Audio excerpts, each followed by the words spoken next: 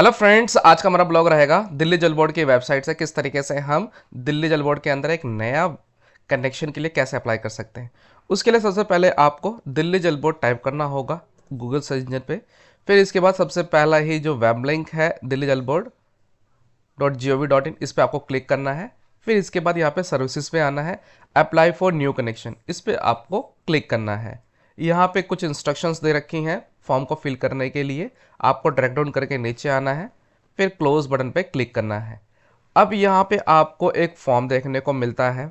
इस फॉर्म के अंदर सबसे पहले तो आपको जेड लोकेशन के अंदर आपको अपना एग्जैक्ट लोकेशन भरना होगा कि आपका जो पानी की सप्लाई कौन से ऑफिस से आती है, कौन से प्लांट से आती है। तो उसके लिए आपको जेड लोकेशन पता करने के लिए आपके घर के बगल में जिसका वाटर बिल आ रहा होगा उसका आपको जेड लोकेशन साफ साफ लिखा होता है कि जो भी जेड लोकेशन होगा उसको आपको यहाँ पे फिल करना है। फिर इसके बाद यहाँ पे है वाटर एंड सीवरेज कनेक्शन, यानी जो पानी कनेक्शन भी लेना चाहते हैं और सीवर कनेक्शन भी लेना चाहते हैं अगर आप, तो फर्स्ट ऑप्शन पे चूज करेंगे। अगर आपको चाहिए कि वाटर कनेक्शन तो आदमी तभी अप्लाई करता है जैसे कि किसी का पहले से ही वाटर कनेक्शन लगा हो, सेकेंडरी मीटर लगवा रहा है तो वो वाटर कनेक्शन के लिए अप्लाई करेगा। अगर सिवरेज कनेक्शन नहीं है तो सिवरेज कनेक्शन के लिए अप्लाई करेगा। तो यहाँ पे आपके लिए जो भी बेस्ट ऑप्शन होगा वो आप चूज करेंगे। मेरे केस के अंदर मेरे घर में पहले से ही सिवरेज और वाटर कनेक्शन है, मैं एक सेकेंडरी वाटर कनेक्शन के लिए अप्लाई कर रहा हूँ, तो उसके लिए मुझे वाटर कनेक्शन पे क्लिक करना होगा। अब यहाँ पे परमानेंट है या टेम्परेरी है। परमानेंट के अंदर क्या होता है कि आपका घर पहले से बना हुआ है तो इसके बाद आपको परमानेंट कनेक्शन की रिक्वायरमेंट है दिल्ली जल बोर्ड के अंदर पानी के मीटर की, तो आप यहाँ पे परमानेंट कनेक्शन के लिए अप्लाई करेंगे। टेम्परेरी कनेक्शन उनको चाहिए होता है जिसका न्यू हाउस बन रहा होता है, लैंड पूरी है यानी एक पूरा ही प्लॉट खाली पड़ा हुआ है, तो उस पर क्या होता है कि आपको मीटर नहीं मिलता है। तो टेम्परेरी कुछ टाइम के लिए, जब तक आपका घर नहीं रेडी होता है उस टाइम पीरियड के लिए टेम्परेरी कनेक्शन आप यहाँ पे लेते हैं। तो आपके पास दोनों ऑप्शन है, लेकिन आपका अगर घर बन चुका है, पहले से ही कनेक्शन चल रहे हैं, तो आप परमानेंट कनेक्शन पे क्लिक करेंगे। या फिर आपका घर पूरा बन चुका है और आपका परमानेंट कनेक्शन चाहिए तो इस पे क्लिक करेंगे। खाली प्लॉट पे अगर आपको घर बनवा रहे हैं स्टार्टिंग से तो टेम्परेरी कनेक्शन की रिक्वायरमेंट होती है। मेरे केस के अंदर टेम्परेरी कनेक्शन नहीं होगा, परमानेंट कनेक्शन पे मैंने क्लिक किया है। अब यहाँ पे आपको अपना फोटो क्लिक करना होगा। जैसे आप यहाँ पे फोटो पे क्लिक कर लेते हैं एडिट बटन पे, तो आपको फोटो को अपलोड करने के लिए आ जाता है। तो यहाँ पे आप अपने फोटो को अपलोड करेंगे। फोटो का साइज आप देख सकते हैं कि 1 MB से ज़्यादा का नहीं होना चाहिए। अब ड्रैग डाउन करके नीचे आएंगे। अब यहाँ पे first name, middle name, last name है। अब घर के प्रॉपर्टी जिसके नाम पे होती है उसके नाम से ही यहाँ पे आप अप्लाई कर सकते हैं। सपोज करो अगर ये प्रॉपर्टी सुशील कुमार के नाम से है तो सुशील कुमार के नाम से आप यहाँ पे पूरा फॉर्म फिल करेंगे। अगर आप एनओसी देना चाहते हैं, सपोज करो कि मेरा भाई को अपने फ्लोर पे लगवाना चाहते हैं, प्लॉट मेरे नाम पे है, तो एक एनओसी एफिडेविट बनवाना पड़ेगा। वो चाहे 10 रुपये की बन सकती है, 20 रुपये के वैल्यू बन सकती है। आप उसको एनओसी बनवाना पड़ेगा और एफिडेविट होगा वो, जो कि आप नोटरी से बनवाएंगे। पानी का बिल आपके भाई के नाम पे आना चाहिए, तो आपको एनओसी रेडी करवानी होगी। फिर आप अपने भाई के नाम से पूरा फॉर्म फिल करेंगे। सपोज करो अगर उसके नाम से फिल कर रहे हैं तो वो अपने भाई का नाम लिखेंगे आप। अगर अपने नाम से कर रहे हैं जिसके नाम पे प्लॉट है तो आप अपना पूरा नाम लिखेंगे सुशील कुमार। कोई मिडल, जैसे किसी का नाम सुशील कुमार शर्मा है तो सुशील फर्स्ट नेम में, मिडल में कुमार और लास्ट नेम में शर्मा लिख देंगे आप। फादर का नाम आप लिखेंगे जो भी आपके फादर का नाम है। फिर इसके बाद अगर हम गवर्नमेंट ऑर्गेनाइजेशन के लिए अगर आप ये बनवा रहे हैं वाटर बिल, तो इसके लिए आप गवर्नमेंट ऑर्गेनाइजेशन पे क्लिक करेंगे, अदरवाइज आप छोड़ देंगे। फ्रेंड कॉन्टैक्ट डिटेल के अंदर ईमेल आईडी फिल करने के लिए है। ईमेल आईडी के अंदर आप ईमेल आईडी भरेंगे। मोबाइल नंबर के अंदर आप मोबाइल नंबर भरेंगे। ऑफिस नंबर के अंदर आप दूसरा मोबाइल नंबर भरेंगे। अगर आप दिल्ली जल बोर्ड के एम्प्लॉय हैं तो डीजेबी एम्प्लॉय पे क्लिक करेंगे, अदरवाइज इसको आप छोड़ेंगे। प्रॉपर्टी एड्रेस, अब मोस्ट इंपॉर्टेंट पार्ट है प्रॉपर्टी का एड्रेस। प्रॉपर्टी एड्रेस के अंदर आपको ध्यान से फिल करना है। प्रॉपर्टी के एड्रेस के अंदर जो भी आप पेपर लगा रहे हैं, सपोज करो अगर आपके पास सेल डीड है, सेल डीड के अंदर जो भी एड्रेस लिखा है आपके घर का, आप वो पूरा एड्रेस यहाँ फिल करेंगे। और जिस फ्लोर के लिए बनवा रहे हैं उस फ्लोर के लिए आपको first floor, second floor, third floor या फिर ग्राउंड फ्लोर आपको मेंशन करना ही होगा। क्योंकि क्या होता है कि हम किसी मीटर को कैसे चेक कर पाएंगे कि ये बिल किसका है। तो हम, एक तो होता है यूनिक नंबर, कैनो नंबर होता है, लेकिन कैनो नंबर के बाद भी अगर आप उस मीटर को किसी अब फ्लोर वाइज अगर आप सेपरेट करते हैं तो सबसे अच्छा वही होता है। और वैसे भी तो दिल्ली जल बोर्ड का जो भी वेरिफिकेशन ऑफिसर आएगा वो फ्लोर वाइज देख के जाएगा कि आपके घर में कितने फ्लोर बने हुए हैं, और फ्लोर के अंदर आपका पानी के यूसेस बाथरूम वगैरह है तो तभी वो लगा के जाएगा। तो उसके लिए आपको अगर सेल डीड आपके है पास है तो सेल डीड के अंदर जो भी एड्रेस है पूरा कंप्लीट भरेंगे, और फ्लोर वाइज आपको यहाँ पे फ्लोर मेंशन करना पड़ेगा। सपोज करो अगर मेरा जो घर का एड्रेस है ये है, फिर अगर मैं ग्राउंड फ्लोर मेरा बना हुआ है पहले से, मैंने आपको जैसे कि बताया कि मेरा घर पहले से बना हुआ है, तो ग्राउंड फ्लोर पे तो पहले लग चुका है। अब अगर मैं सेकंड फ्लोर की फर्स्ट फ्लोर के लिए अप्लाई कर रहा हूँ तो मुझे फर्स्ट फ्लोर यहाँ लिखना पड़ेगा। बिल्कुल उसी तरीके से अगर मैं सेकंड फ्लोर के लिए अप्लाई कर रहा हूँ तो सेकंड फ्लोर मेरे को आप यहाँ पे लिखना पड़ेगा। पिन कोड के अंदर आपका जो भी पिन कोड पड़ता होगा वो आप पिन कोड यहाँ पे मेंशन करेंगे। और फिर इसके बाद लोकेलिटी, लोकेलिटी आप अपना मेंशन करेंगे कि आपका लोकेलिटी कहाँ पे आता है, किसके अंडर में आता है।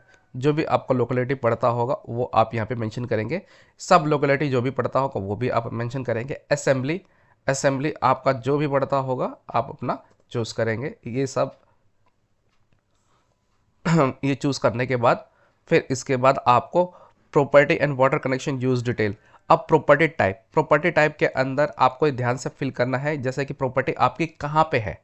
ये आप जैसे कि होता है कि अगर आप फ्लैट में रह रहे हैं तो अपार्टमेंट आपको मेंशन करना होगा, बैंक्वेट के अंदर लगा रहे हैं तो बैंक्वेट हॉल मेंशन करना होगा, बंगलोज के अंदर लगा रहे हैं तो बंगलो सेलेक्ट करना होगा, डीडी फ्लैट है अगर आपका डीडी फ्लैट पे सेलेक्ट करना होगा, धर्मशाला है, हॉस्टल है तो वो गवर्नमेंट फ्लैट में लगवा रहे हैं तो वो ग्रुप हाउसिंग सोसाइटी है, या हॉस्पिटल या नर्सिंग होम है, होटल या गेस्ट हाउस है, इंडिविजुअल हाउस है ना, मदर डेयरी बूथ है, ऑफिस कॉम्प्लेक्स है, तो बहुत सारी कैटेगरी है, स्कूल है, टावर है। अगर आप इनमें से किसी में भी आते हैं तो उस पर यूज़ करेंगे। अगर आप इंडिविजुअल आपका खुद का घर है तो आप घर के लिए अप्लाई कर रहे हैं तो इंडिविजुअल हाउस आपको सेलेक्ट करना पड़ेगा। फिर इसके बाद आपके इस घर के अंदर नंबर ऑफ फ्लोर कितने हैं। सपोज करो अगर आपके पास G+2 है, G+2 का मतलब होता है ग्राउंड और +2 बना हुआ है, यानी ग्राउंड के ऊपर 2 फ्लोर और बने हुए हैं, तो इसके मतलब आपका जो फ्लोर है 3 माना जाएगा। यानी इस चीज़ के अंदर वो ग्राउंड को 1 मानते हैं, फर्स्ट फ्लोर को 2 मानते हैं, सेकंड को 3rd मानते हैं, तो आपको 3 फ्लोर मेंशन करना पड़ेगा। अब यहाँ पे एरिया का प्लॉट यानी प्लॉट एरिया कितना है स्क्वायर मीटर पे आपको लिखना है। प्लॉट का एरिया के अंदर अगर आपका घर सपोज करो कि 50 गज का है, यहाँ पे आप 50 गज इन स्क्वायर मीटर आप गूगल पे टाइप कर सकते हैं। स्क्वायर मीटर में आ रहा है 41.405। ये आपको नेट से गूगल पे सर्च करके आप निकाल सकते हैं कि 50 गज आपका कितना होता है। ऐसे आपका चाहे 75 हो 100 हो तो स्क्वायर मीटर में आप निकाल सकते हैं। ये आपको यहाँ पे लिखना होगा। फिर इसके बाद बिल्डअप एरिया। अब क्या होता है कि एक प्लॉट का एरिया, खाली एरिया एरिया कितना है, और बिल्डअप एरिया यानी वो बना कितने एरिया में है, तो ये भी सेपरेट होता ही है। क्योंकि आप जैसे कि आदमी छज्जा निकालता है, बालकनी निकालता है, तो इन सब की वजह से प्लॉट का साइज़ बाहर भी चला जाता है। तो अगर आपका सेम है तो सेम लिखेंगे, नहीं तो बिल्डअप एरिया आप इसमें थोड़ा सा बढ़ा सकते हैं, इससे कोई फ़र्क नहीं पड़ता है। वाटर कनेक्शन कैटेगरी, अब यहाँ पे है कमर्शियल या इंडस्ट्रियल या डोमेस्टिक। जैसे कि हम इंडिविजुअल हाउस के लिए कर रहे हैं तो ओबियसली हमारे ये डोमेस्टिक कनेक्शन ही हमें सेलेक्ट करना पड़ेगा। वाटर कनेक्शन यूज्ड बाय, अब वाटर कनेक्शन कौन यूज़ करेगा, वाटर कनेक्शन को यूज़ कौन करेगा, इसके लिए आपको बहुत सारे डिपार्टमेंट यहाँ पे लिखे हुए हैं। तो यहाँ पे आप ड्रैग डाउन करके नीचे आएंगे,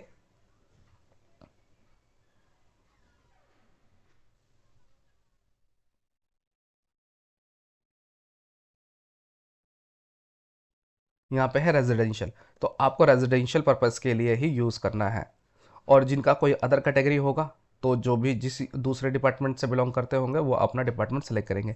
हमारे केस के अंदर क्योंकि हम इंडिविजुअल हाउस है, हमारा डोमेस्टिक है, तो यहाँ पे हम रेजिडेंशियल ही सेलेक्ट करेंगे। अब क्या है कि आपको बैंक की डिटेल फिल करनी है, जिसके नाम से फॉर्म भरा जा रहा है उन्हीं की ही बैंक डिटेल आएगी। इसके अलावा आप बैंक डिटेल किसी दूसरे की नहीं भरेंगे, ये क्लियर है। वैसे भी ये कोई भी इसके अंदर आपको सब्सिडी तो आती नहीं है, लेकिन फिर भी ये डिमांड करते हैं कि बैंक की डिटेल भी आप फिल करेंगे। तो रेन वाटर हार्वेस्टिंग के अंदर क्या होता है कि अगर रेन वाटर हार्वेस्टिंग के लिए अप्लाई कर रहे हैं तो यहाँ पे चेक बॉक्स पे क्लिक करेंगे, यानी जो भी एक्स्ट्रा पानी स्टोर हो रहा है पानी बारिश का, अगर आप उसको स्टोर करना चाहते हैं तो उसके लिए एक अलग ही मेथड होता है, क्राइटेरिया है, तो आप उसको छोड़ देंगे, लीव करेंगे इसको। फिर 10th पे है डॉक्यूमेंट टू बी अटैच्ड। अब यहाँ पे आपके पास कौन कौन से डॉक्यूमेंट है। प्रूफ ऑफ आइडेंटिटी के लिए अगर आपको अपलोड करना है तो कौन सा डॉक्यूमेंट लिस्टेड है। प्रूफ ऑफ आइडेंटिटी यानी अभी आपके एक इंडिविजुअल की बात हो रही है, तो आपके पास अगर ड्राइविंग लाइसेंस है, पैन कार्ड है, पासपोर्ट है, राशन कार्ड है और आधार कार्ड है, वोटर आईडी है, इनमें से आप कोई भी सेलेक्ट करेंगे। यूनिवर्सली तो अब सबके पास Aadhaar card, PAN card, voter ID card होता ही है, तो जो भी आपके पास है वो आप उसको सेलेक्ट करेंगे। अगर आपने प्रूफ ऑफ आइडेंटिटी के अंदर आधार कार्ड सेलेक्ट करा है तो आपको आधार नंबर 12 डिजिट का भरना होगा। फिर यहाँ पे आपको आधार कार्ड को अपलोड करना होगा चूज फाइल में जाके। फ्रेंड, ओनरशिप स्टेटस, इसके अंदर आपको ऑनर, ऑक्यूपायर, टेनेंट, हेयर और अदर के ऑप्शंस है। अगर आप खुद ऑनर है और आप अपने नाम पे ही करवा रहे हैं तो ऑनर पे आप क्लिक करेंगे। अगर आप टेनेंट हैं, वाटर बिल बनाया जाएगा तो आप टेनेंट पे कर सकते हैं। हेयर पे कोई लीगल हेयर है तो उस पे, या फिर अदर। तो यहाँ पे अगर आप खुद ऑनर है तो ऑनर पे सेलेक्ट करेंगे। फिर इसके बाद सेल्फ डिक्लेरेशन फॉर्म पे आपको डाउनलोड करना पड़ेगा। फ्रेंड, यहाँ पे सेल्फ डिक्लेरेशन फॉर्म डाउनलोड हो जाता है। अब यहाँ पे एक एनेक्शन ए है। अब यहाँ पे self declaration for sanction of new water या फिर water sewerage connection from Delhi जल बोर्ड, यानी दिल्ली जल बोर्ड के अंडर आप न्यू वाटर कनेक्शन या फिर सीवरेज कनेक्शन के लिए आप अप्लाई कर रहे हैं, तो उसके लिए ये है आई या फिर वी तब सेलेक्ट करा जाएगा जब एक से ज़्यादा ऑनर होंगे तो उनके नाम लिखे जाएंगे। सपोज करो कि अगर मैं जॉइंट में हूँ तो वी लिखूंगा और यहाँ पे दोनों पार्टीज़ का नाम लिखा जाएगा। सपोज करो अगर मेरा नाम सुशील कुमार है और मेरे भाई का नाम पवन कुमार है तो सुशील कुमार एंड पवन कुमार लिखेंगे। रेजिडेंस एड्रेस, तो जिस भी घर के लिए आप अप्लाई कर रहे हैं उसका एड्रेस फुली यहाँ पे आप मेंशन करेंगे। अगर आप सिंगल ऑनर है तो यहाँ पे आई पे टिक करने के बाद आप अपना सिंगल नाम लिखेंगे। सपोज करो कि सिंगल ऑनर अगर सुशील कुमार है तो आई सुशील कुमार लिखेंगे। रेजिडेंट ऑफ एड्रेस पूरा यहाँ पे कंप्लीट लिखेंगे। अगर आपके पास सेल डीड है या फिर विल रजिस्टर्ड है आपके पास या पावर ऑफ अटॉर्नी है तो आप उसका पूरा का पूरा एड्रेस यहाँ डिफाइन करेंगे देख के। फिर ड्रैग डाउन करके आप नीचे आएंगे, ये एक कुछ क्लॉजेज है, आप इनको पढ़ सकते हैं। फिर इसके बाद यहाँ पे है सिग्नेचर। अगर आप सिंगल ओनर है तो सिग्नेचर सिंगल पर्सन का आएगा। अगर आप जॉइंट ओनर हैं इस प्रॉपर्टी के तो दोनों पार्टी का नाम ऊपर आपने मेंशन किया है, फिर यहाँ पे दोनों पार्टी के साइन हो जाएंगे। फिर दोनों के नाम लिखे जाएंगे। अगर वो जॉइंट में है तो सिंगल में तो सिंगल, फिर एड्रेस, फिर कॉन्टैक्ट नंबर यहाँ पे आप फिल कर देंगे। ऑनरशिप स्टेटस के अंदर चूज फाइल में जाके आप इसको आप अपलोड कर देंगे। फिर प्रॉपर्टी ऑनरशिप, यहाँ पे प्रॉपर्टी ऑनरशिप के अंदर यहाँ पे है electricity bill in the name of applicant last 3। आप इसको चूज़ मत करिए क्योंकि मैंने भी यहाँ पे इलेक्ट्रिसिटी बिल को चूज़ किया था। लास्ट 3 बिल्स लगाए थे मैंने, लेकिन उन्होंने रिजेक्ट कर दिया। उन्होंने कहा कि प्रॉपर्टी की पूरी चेन लगानी है, तो आप इसमें गलती ना करिए। हाँ, फिर इसके बाद नेक्स्ट स्टेप है रजिस्टर्ड सेल डीड। अगर आपके पास रजिस्टर्ड सेल डीड है तो आप इसको चूज़ करेंगे। रजिस्टर परपीचुअल लीज डीड है तो उस पर रजिस्टर्ड कन्वेंस डीड है तो इस पर रजिस्टर्ड जीपीए। दिल्ली के अंदर सबसे ज़्यादा जो कि प्रॉपर्टी सेल होती है वो जीपीए पे होती है, और अब तो विल का भी प्रोसेस आ गया है। तो जो भी आपके पास पेपर्स हैं किसी भी टाइप के हैं आप उसको सेलेक्ट करेंगे। जैसे कि हमारे केस के अंदर विल और NOC of the owner in favour of applicant. फिर इसके बाद प्रॉपर्टी ओनरशिप डॉक्यूमेंट, तो जो भी इसका ई स्टम्प पेपर का जो डॉक्यूमेंट नंबर होगा आपको यहाँ पे डॉक्यूमेंट नंबर को फिल करना होगा। फिर अपलोड डॉक्यूमेंट नंबर के अंदर वो पूरी चेन आप यहाँ पे चूज फाइल में जाके इसको अपलोड करेंगे। तो जो भी इसका लेंथ होगा वो मैक्सिमम 5 MB से ज़्यादा का नहीं होना चाहिए। यहाँ पे आप देख सकते हैं आई के बटन पे आपको जैसे ही कर्सर रखते हैं तो इसने बता दिया है कि आप JPG के अंदर या PDF के अंदर फाइल को अपलोड कर सकते हैं, और इसका मैक्सिमम 5 जो साइज़ है 5 MB से ज़्यादा नहीं होना चाहिए। अगर आपका जा रहा है तो आपको PDF कंप्रेसर को यूज़ करना होगा, फिर आप कंप्रेस करके डाल सकते हैं।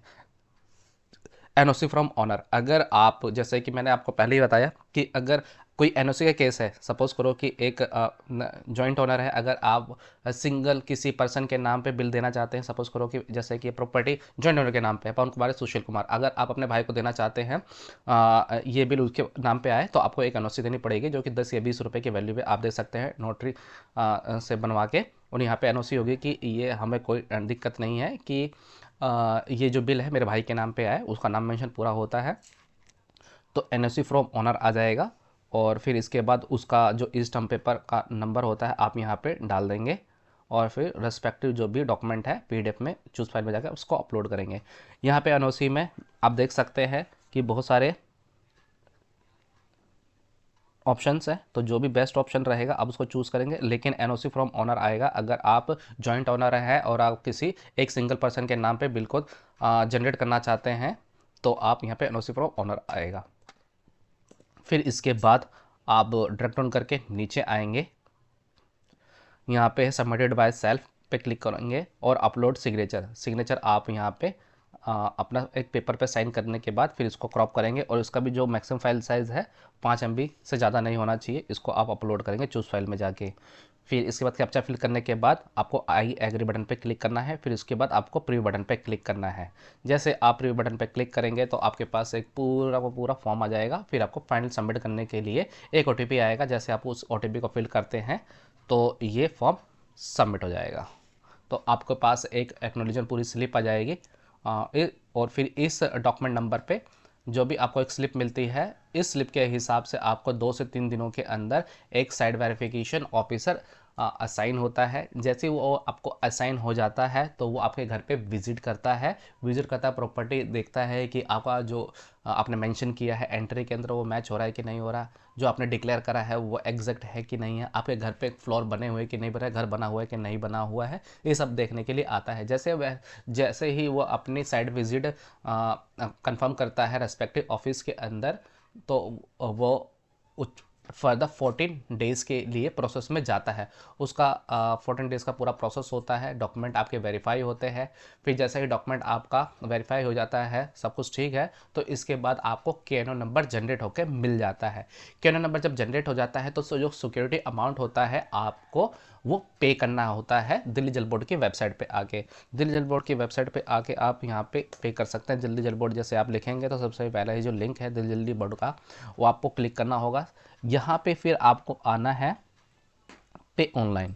पे ऑनलाइन में जाने के बाद पे थ्रू पेमेंट गेटवे पे फिर यहाँ पे KNO नंबर आपको जो मिला है KNO नंबर को यहाँ फिल करना है। कैप्चा फिल करने के बाद गेट डिटेल्स पे जाएंगे तो जिसके नाम से फॉर्म भरा गया था उसकी पूरी डिटेल आ जाएगी। फिर आपको यहाँ पे पेमेंट करनी होगी। जो भी सिक्योरिटी अमाउंट रहेगा वो रिफंडेबल नहीं होता है, वो आपका एक तरीके से सिक्योरिटी तो नहीं है, एक तरीके से सिर्फ ये है कि उसका चार्जेस है, जो सरचार्ज लग रहा है मीटर लगने का वो होता है। कोई भी सिक्योरिटी अमाउंट नहीं होता है कि आपको फ्यूचर में अगर डिस्कनेक्ट कराते हैं उस मीटर को तो रिफंड मिलेगा, ऐसा कोई प्रोसेस नहीं होता है। एक तरीके से सरचार्ज ये उस मीटर को लगाने का। तो यहाँ पे आप जाके उसको पेमेंट कर सकते हैं। जैसे आपका पेमेंट अपडेट हो जाता है तो कुछ दिनों के बाद आपके घर पे एक तरीके से वही है कि 10-12 दिन या 14 दिन का नेक्स्ट प्रोसेस होता है। फिर आपके घर पे मीटर लगाने के लिए टीम आती है।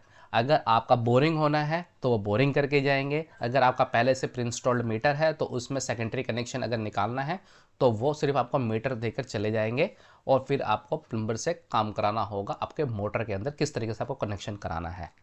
तो फ्रेंड, हमने देखा कि किस तरीके से कंप्लीट प्रोसेस होता है एक दिल्ली जल बोर्ड के अंदर एक वाटर मीटर को अप्लाई करने का।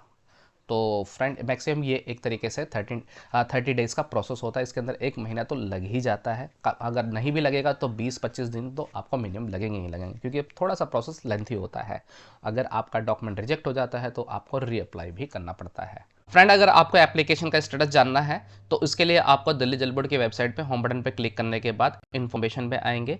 ट्रैक एप्लीकेशन स्टेटस पे आपको क्लिक करना होगा। जो आपको ARN नंबर मिलता है, अगर आपका न्यू कनेक्शन है, जैसे कि ये हमारा न्यू कनेक्शन के लिए प्रोसेस था, न्यू कनेक्शन पे आपको क्लिक करना होगा। फिर आपको यहाँ पे ARN नंबर मिलता है, उस ARN नंबर को आपको यहाँ फिल करना है, कैप्चा फिल करना है। फिर इसके बाद सर्च बटन पे क्लिक करना है। जैसे आप सर्च बटन पे क्लिक कर देते हैं तो आपको यहाँ पे नंबर ऑफ स्टेप्स दिखाई दे जाते हैं कि आपका जो एप्लीकेशन का करंट स्टेटस है वो क्या है। अगर आपका यहाँ पे फाइनल सबमिट हो जाता है तो यहाँ पे सक्सेसफुली ARN सबमिटेड का आ जाता है और KNO नंबर भी जनरेट होने का मैसेज आ जाता है और जो आपने मोबाइल नंबर दिया हुआ है उस पर एक KNO नंबर जनरेट होकर आ जाता है। अगर ये एप्लीकेशन रिजेक्ट होती है तो यहाँ पे एप्लीकेशन रिजेक्टेड आ जाता है और उसका रीज़न भी आ जाता है। अगर आपका साइट वेरिफिकेशन ऑफिसर असाइन हुआ है तो साइट वेरिफिकेशन डन का भी आपको यहाँ पे एक रिमार्क्स अपीयर होता है।